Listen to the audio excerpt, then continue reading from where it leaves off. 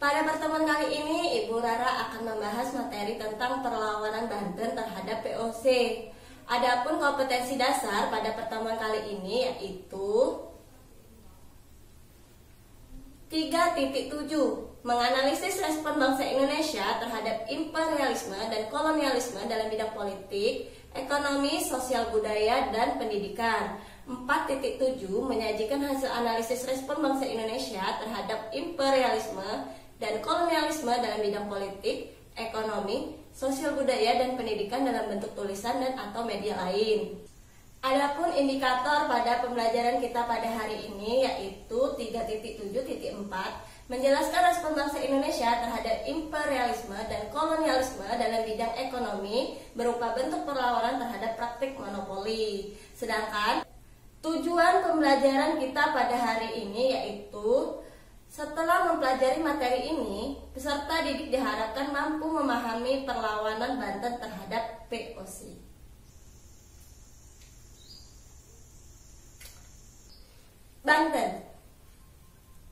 Banten adalah salah satu wilayah di Pulau Jawa yang letaknya berbatasan dengan Jakarta dan pernah menjadi salah satu pusat perdagangan besar di Indonesia pada abad ke-16.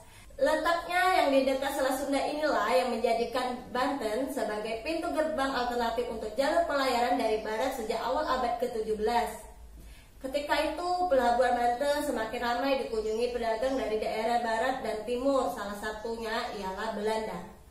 Belanda mendarat di Banten pada tahun 1596. Sebenarnya, permusuhan antara Banten dan Belanda itu sudah dimulai sejak tahun 1596 ketika Belanda pertama kali datang ke Banten. Semenjak itu pun kecurigaan Banten terhadap Belanda berlangsung, ditambah dengan sikap Belanda yang kurang bersahabat dan ingin memonopoli perdagangan. Selain itu, pesatnya perkembangan Banten sebagai kota pelabuhan terbesar di Nusantara juga semakin menarik keinginan VOC untuk menguasainya. Maka, untuk mewujudkan keinginan Belanda ini, mereka melakukan cara yang kotor dengan memblokade kapal-kapal Cina dan juga kapal-kapal yang datang dari Maluku yang akan masuk ke Banten. Karena sering mendapat pertentangan dari rakyat Banten, Belanda kemudian membangun kota pelabuhan di Sunda Kelapa atau Jayakarta. Pelabuhan itu kemudian dinamakan dengan Batavia oleh Belanda pada tahun 1619. Sejak itu terjadi perebutan posisi sebagai bandar perdagangan internasional antara Banten dan VOC. Awal mula peperangan.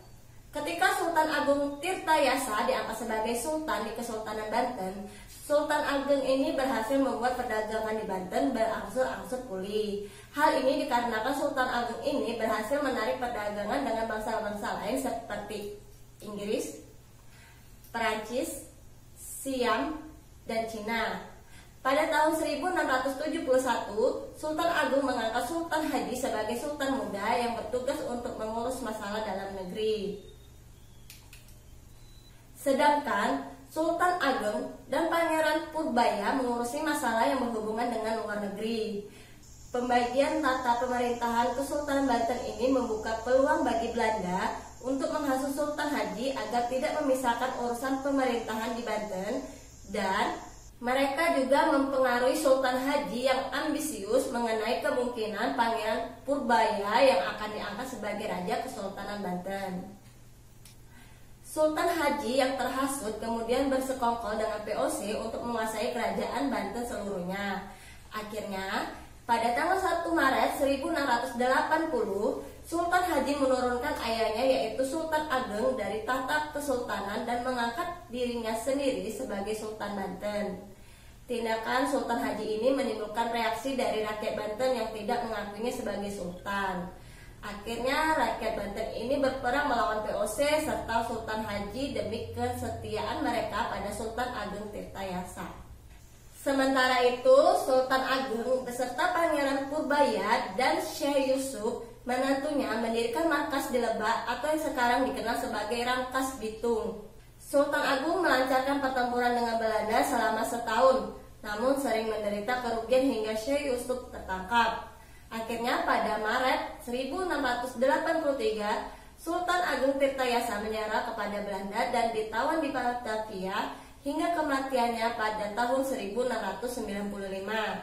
Syekh Yusuf sendiri dibuang ke Ceylon lalu ke Afrika Selatan hingga wafatnya. Sementara Pangeran Purbaya meneruskan perjuangan di daerah Periangan dengan bergelia, namun akhirnya terpaksa menyerah juga.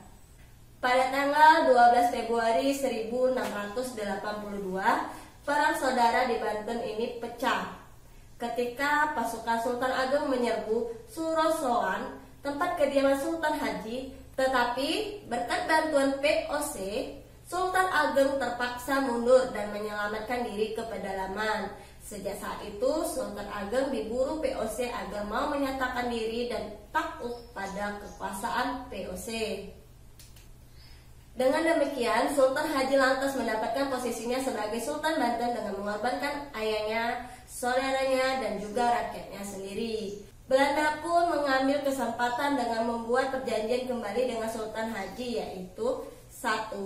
Mengembalikan semua budak milik Belanda yang lari ke Banten. 2. Mengembalikan orang-orang Belanda yang membelot ke Banten. 3. Melarang Banten ikut campur dalam masalah-masalah politik di daerah yang berada di bawah wewenang Kerajaan Mataram. Semua kerugian akibat aksi bajak laut Banten dan sabotase diganti rugi. Selanjutnya, melarang orang asing untuk melakukan kegiatan ekonomi di Banten kecuali orang-orang Belanda. Perdagangan antara Belanda dan POC terus terjalin sampai Sultan Haji meninggal pada tahun 1687. Itulah akhir dari materi kita pada pertemuan kali ini. Jangan lupa untuk subscribe, like, komen, dan share video ini. Sampai bertemu di pertemuan selanjutnya. Terima kasih. Wassalamualaikum warahmatullahi wabarakatuh.